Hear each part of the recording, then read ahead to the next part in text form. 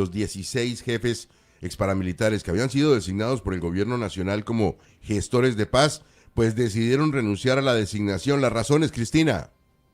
La decisión la tomaron, según explican en una carta dirigida al presidente Gustavo Petro, por el reiterado incumplimiento de los compromisos por parte de la oficina del consejero comisionado de paz.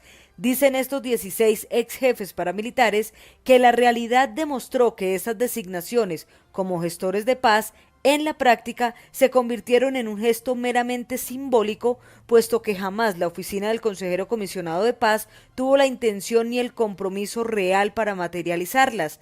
Recordemos que esta designación se dio el año pasado, según explicó el presidente Petro, para que estos ex jefes paramilitares ayudaran a cerrar el proceso de paz con los paramilitares. Así lo explica el ex jefe paramilitar Salvatore Mancuso. Los incumplimientos reiterados, dilaciones sistemáticas, la lesiva falta de transparencia y la abierta insubordinación frente a sus órdenes presidenciales directas y públicas, la falta de gestión efectiva y voluntad política por parte de dicha oficina han minado la confianza, haciendo imposible continuar ejerciendo nuestras gestorías de forma eficiente y digna. Sostienen que durante 8 meses cumplieron cada instrucción escrita y verbal de la oficina del consejero comisionado de paz, pero que esta oficina no cumplió. En la carta dicen que pidieron una reunión plenaria urgente entre todos los gestores de paz y que tras mucho insistir se programó la reunión, pero que 48 horas antes de su realización fue cancelada sin explicación. La oficina del consejero comisionado fijó fecha, gestionó la logística y el IMPEC expidió las resoluciones de traslado correspondientes. Sin embargo, apenas 48 horas después, y sin alegar motivo técnico, jurídico o de seguridad, esta cita crucial fue inexplicable y unilateralmente cancelada por instrucción expresa de Oti Patiño, Álvaro Jiménez, María Paz Lara y Rodrigo Rojas. Estas acciones, además de frustrantes, sugieren una intención de deslegitimar el proceso de Santa Fe de Realito.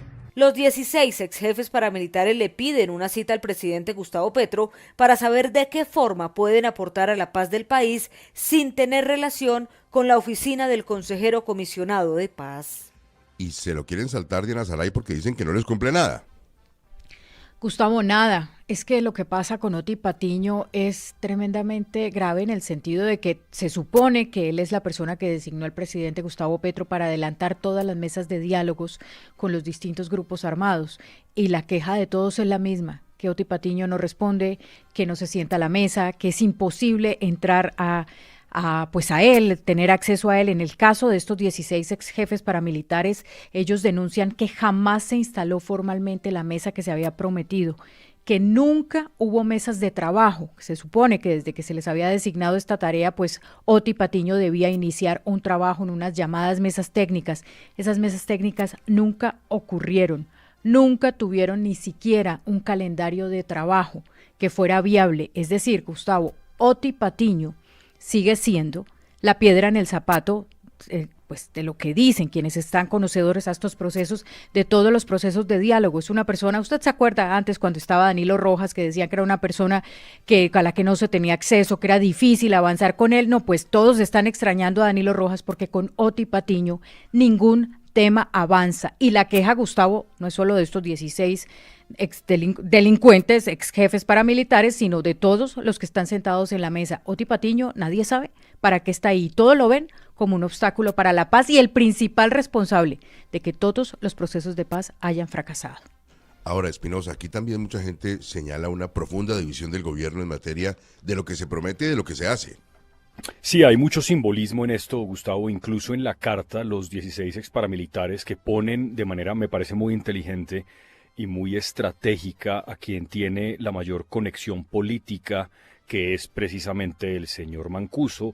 Mancuso no es que mande, pero sí tiene una cierta reverencia por parte de los otros líderes exparamilitares. Y ellos dicen en la carta que las designaciones de gestoría de paz se convirtieron en un gesto simbólico, que es la realidad del gobierno en muchos frentes. Hay mucho símbolo, pero hay poco cambio. Y eso que dice Diana, yo lo que creo, Gustavo, por lo que he podido preguntar desde que se publicó la carta, es que particularmente en el caso de los exparamilitares y de la idea del presidente Petro de tramitar un proyecto de ley para acabar justicia y paz, que tampoco le gustaba como idea a Oti Patiño, y sobre todo de reanudar la mesa de Ralito, porque el presidente tiene la teoría de que la mesa nunca se terminó y que hay que reinstalarla otra vez, es que tal vez por principios que tienen que ver con su origen y con su historia como exintegrante de la guerrilla, el señor Oti Patiño no tiene en eso ningún interés. A Patiño le parece que esa mesa no hay que abrirla, y por eso en la carta los paramilitares dicen que hay una abierta insubordinación frente a las órdenes presidenciales directas y públicas. Mucho más que en los otros procesos, el ELN también ha terminado molesto con Patiño, es cierto, pero por otros motivos. En el caso particular de los exparamilitares, Patiño nunca quiso hacer lo que el presidente ordenó que había que hacer. La pregunta ahí es por qué sigue en su cargo, aunque en la última semana y media se ha estado hablando de la posibilidad de volver a traer a una persona cercana a Danilo Rueda, que es el excomisionado de paz del gobierno, el primero que estuvo allí y que seguramente va a hacer caso al gobierno porque, entre otras cosas, Gustavo lo hizo cuando empezó a visitar las cárceles cuando era campaña. Cristo, esto es una nueva manifestación, una demostración para los colombianos que si no hay unas reglas claras, una norma, una ley, toda conversación se diluye. Es que Gustavo, esta gestoría de paz de los paramilitares, la verdad, siempre fue más una presentación mediática del tema de los paramilitares por dos razones fundamentales. Primero, nunca se tramitó finalmente en el Congreso de la República ni presentó el gobierno formalmente un proyecto de ley marco para modificar la 975. Del 2005. Ha habido algunas iniciativas, borradores de proyectos más trabajados en el Congreso por ciertos sectores que por el gobierno nacional. Y segundo, en el fondo la influencia hoy de esos jefes paramilitares, con muy pocas excepciones, en las bandas criminales de hoy, algunas de ellas que son sucesoras de esos grupos paramilitares, es nula o casi nula. La verdad no tienen mayor conexión en muchas regiones del país. Y por eso, de alguna manera, la oficina del Alto Comisionado, en eso lo que decía Espinosa es absolutamente cierto, nunca ha demostrado un interés en ese proceso de gestorías de paz con los paramilitares, porque consideró en su momento y sigue considerando que realmente no tiene mayor impacto finalmente. Es más un símbolo de lo que fue el proceso de paz hace 20 años, que produzca efectos en la realidad del conflicto colombiano hoy o de la situación de violencia en distintos departamentos del país. 6:11 a.m, en otro escenario del delito quedó en veremos la imputación de cargos contra César Manrique por su supuesta participación en el saqueo de la Unidad Nacional de Gestión del Riesgo. Daniela.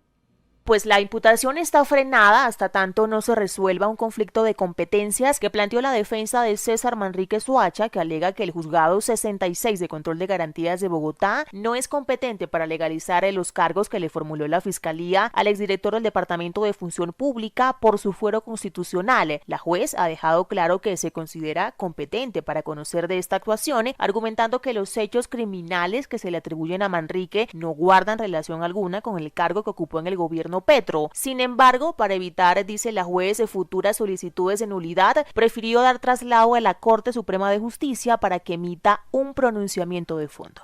No tiene relación con el cargo como director de la función pública para el momento en que estos hechos ocurrieron. No se avisora ninguna relación de carácter funcional y bajo esta consideración, este despacho ha de indicar, salvo mejor criterio, que es competente para conocer de estas diligencias preliminares. No obstante, como quiera que la defensa del señor Manrique ha impugnado la competencia de este proceso en razón al fuero constitucional que predica, tiene su prohijado este despacho en de garantizar el debido proceso, el derecho de defensa y evitar futuras nulidades, ordenará que en forma inmediata sean enviadas estas diligencias a la Sala Penal de la Honorable Corte Suprema de Justicia para que se dirima esta competencia. Pues con esta decisión, lo cierto es que queda frenada la audiencia para legalizar la imputación en contra de César Manrique Soacha y los otros 7 implicados que habrían participado del desvío de 100.000 millones de pesos de un convenio entre la Agencia Nacional de Tierras y la Unidad Nacional de Gestión del Riesgo.